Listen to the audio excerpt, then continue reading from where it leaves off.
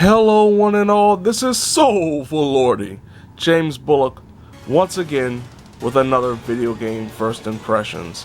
This time around, Indivisible for the PlayStation 4, Xbox One, PC, and the Nintendo Switch, with the Switch version to be released at a later date. Indivisible is a game that features a 2D hand-drawn animation style that is absolutely gorgeous, both when it comes to cinematics and when it comes to the actual gameplay. The story is that of Ajna, a girl who has a somewhat rebellious streak, who wants to train and become stronger and become a fighter, very similar to her father. But unfortunately, her history, especially concerning her mother, is a mystery to her. And before she can even get any type of answers from her father after years of trying, her town is burned to the ground and she is confronted by an individual who is responsible for slaying her father. She goes on a quest alongside this individual who she takes into her head. I know it's kind of crazy. Takes into her head and allows him to come out to fight alongside her. From a combat and a gameplay perspective, Indivisible is very interesting yet old school, all together rolled into one. There is this turn-based style combat where each character, depending on where they're placed on the map or on the battle screen, be it the top, back, down, or forward, their attacks are connected to the face button. So if you're at the top, hitting triangle or Y, depending on what console you're playing on, you will perform an attack with that character that's placed at the top of the battlefield. Your attacks can also be modified depending on if you hit up or down on the directional pad.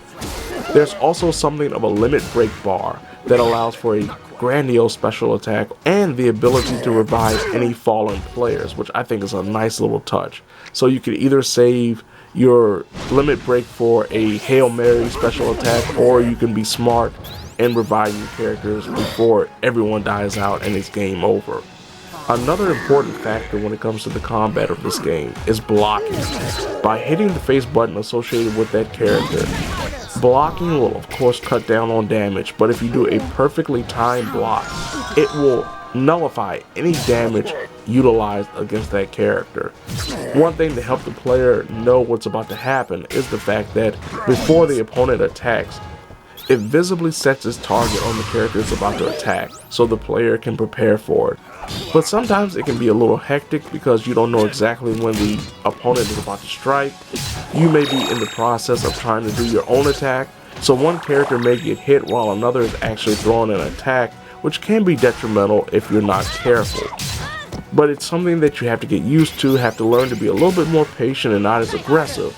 There's also a button that allows for the entire team to block at the same time with the same benefits as blocking individually.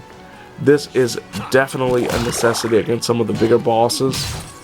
Also, the enemies, a majority of them, are visible on screen, so if you are able to, say, jump over their heads and hit them from behind, you will get an advantage. So a first strike with your bar already filled up, ready to attack if you want to survive. A big thing when it comes to this game is the platforming. There's a lot of jumping, there's a lot of traveling, there's a lot of traversing. And as you progress, you learn different skills like sliding. You get different items like an axe to cut down certain trees to open up more spaces.